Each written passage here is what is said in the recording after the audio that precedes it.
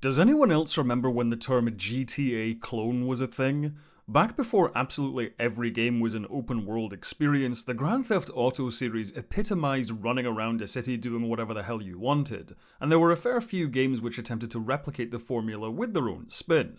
There was True Crime, which was GTA as a cop, Crackdown, which was GTA with superpowers, but the series I want to talk about today is Saints Row. More specifically, I wanted to talk about Saints Row 2, and what makes it not only the best in the series, but also the best GTA clone ever made.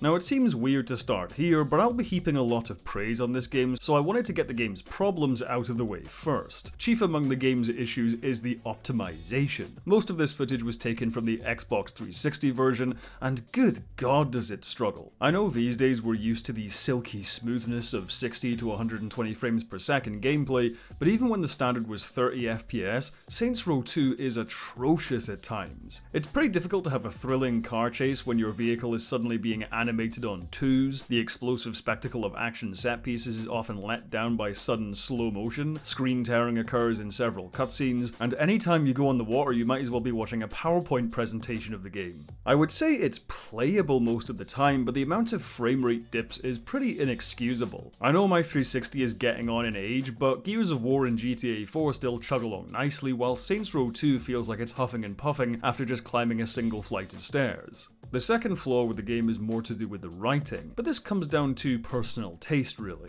Saints Row 2 has an extremely juvenile sense of what is and isn't cool. The glorification of violence, the references to sex and drugs, it all feels kind of adorable, like a teenager trying really hard to prove how grown up they are. This is really epitomized by the character Johnny Gat. We'll be getting into the characters later on, but in my view at least, the game insisting that Johnny Gat is just the coolest, most badass guy around is kind of lame. He has a pretty silly design, and his main quirk is just that he kills a lot of people. You've been convicted of over 300 murders. Do you really expect this appeal to work? I figure with the statute of limitations, it really should be closer to 250.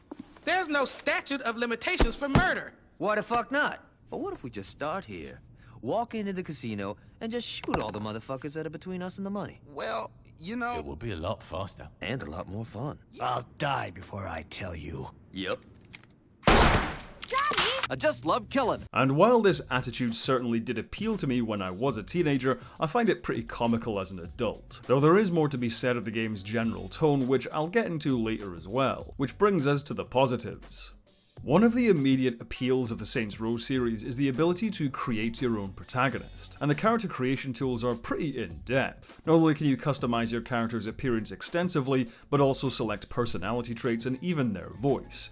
Though frankly, if you don't choose the English Cockney guy, I'm not really sure you know what fun is. What I wouldn't do for a decent pint around here. It's kind of a shithole. Well, listen, sunshine. I don't care how fucked up your face is. A great piece of sleight of hand, however, is that while you can create and customize your own protagonist, that doesn't make them a blank slate. There's still a lot of character which has already been decided by the writers of the game. It creates a nice middle ground where the player gets invested in the protagonist they've created, and the game rewards that investment by writing the same character as a no-holds-barred power fantasy.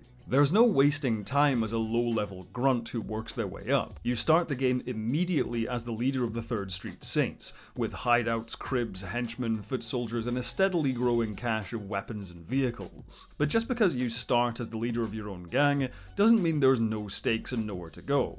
Saints Row 2 begins with the titular Saints on hard times, with the gang almost completely dissolved and its native territory having been taken over by a soulless corporation. So even though your character is powerful, they're still the underdog, going up against multiple rival crime syndicates and street gangs with far better resources than you have. And this is another component of the game which feels so rewarding. Not only does your character get stronger, richer, and better equipped, but you get to see your hard work pay off in the environments and people around you. You get to upgrade your home from a squalid bedsit to a luxury apartment. Your main hideout evolves from a rundown church basement to a stylish headquarters, which is 1 part nightclub and 2 parts mansion. And while some of this is guided by the campaign, a lot of it is done by the player. You are the one who grows the Saints' business empire, who collects the vehicles and buys the weapons. It feels incredibly gratifying to see how much the Saints have grown thanks to your own actions as a player. Now, to be clear, before I get stuck into the next segment, I like GTA 4, in fact I may even love it. It's probably my favourite GTA game in the series. But if there's one thing Saints Row 2 does better than GTA 4,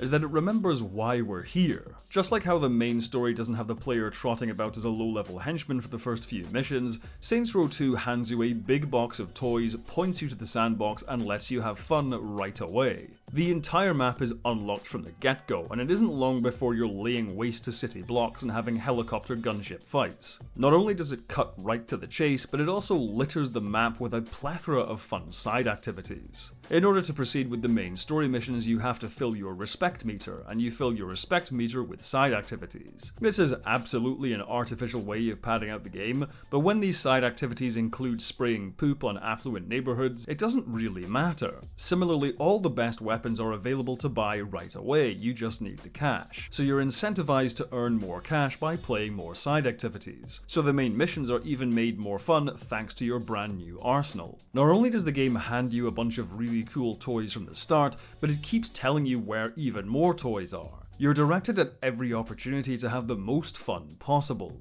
and you're rewarded for indulging in that cathartic mayhem every step of the way. Which is why I have to bring up the game's tone again, because while it is very juvenile, it also fully leans into the silliness. Everything is hyper-real and over the top. Think The Warriors meets Crank with sprinklings of Bad Boys 2. Even in spite of the occasional edgy teenager cringe, the game still manages to be pretty funny.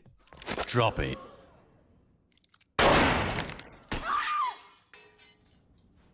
Anyone hit and need a lawyer?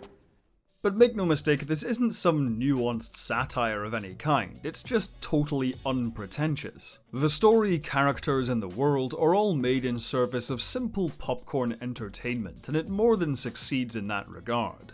Which is why it's all the more impressive when Saints Row actually manages to make you care about its main characters. Yet despite this disregard for seemingly every living thing, Saints Row 2 pulls off a genuine magic trick by having you somehow care about the main characters. A lot of this is thanks to the excellent structure of the main story campaign. As I said, your goal is to build the Saints back up to their former glory and effectively take control of the city. To do this, you contend with other rival gangs, the Sons of Samdi, the Ronin, the Brotherhood, and eventually Alter Corp. Not only is this structure a great way of once again showcasing a sense of progression and rewarding the player as they gain a palpable sense of getting closer and closer to their goal, it also gives us an insight into the Saints' characters. At the beginning, the protagonist assigns one of their top lieutenants to take on a particular gang. Thus, as you take on each gang, you also get to know each character. Now, I'm not going to pretend these characters are all that deep or interesting, but what they are is well voiced, well designed, and instilled with a likable, distinct personality and unique charisma. The Saints are pretty horrible people, but their one saving grace is that they're not as bad as the other gangs. The Saints may be violent bastards, but they're never cruel. They genuinely just want to party and have a good time. In a weird way, their shallowness is their strength. They're loyal to their friends and fair to their members. The other gangs all have some kind of deep, off-putting character flaw, which makes them worse by comparison. Altor are soulless corporatists using their money and power to buy influence over the local government and police. The Brotherhood are complacent and snobbish, assuming they can bully others without consequence. Hey, I'm Carlos. You know, you remind me of my old house cleaner. The Ronin are initially run by an insufferable teenager who only got to where he is thanks to his powerful father, and the Sons of Samdi coerce a bunch of desperate drug addicts into becoming their personal army, and are also pretty creepy with their use of voodoo magic. Also, voodoo magic is real in this universe, apparently. Ultimately, this precarious balancing act really pays off in the story, and gives the Saints Row universe a lot of style which ends up forming its substance. The villains are all memorable and threatening, the heroes are all likable and fun, the action is spectacular, the twists and turns can be genuinely shocking, and the final showdowns with each gang feel like set pieces from an action movie. And this is why I think Saints Row 2 remains the best entry in the series, because none of the others quite manage the same balance. Saints Row 3, by lumping in all of the enemy gangs into one group, didn't have the same opportunity to explore its characters or provide the player with the same sense of progression. While Saints Row 4 was more fun due to its innate ridiculousness, the irreverence went too overboard, giving the player no reason to care about its story. And finally, the latest reboot felt like an enormous step backwards to something far more generic.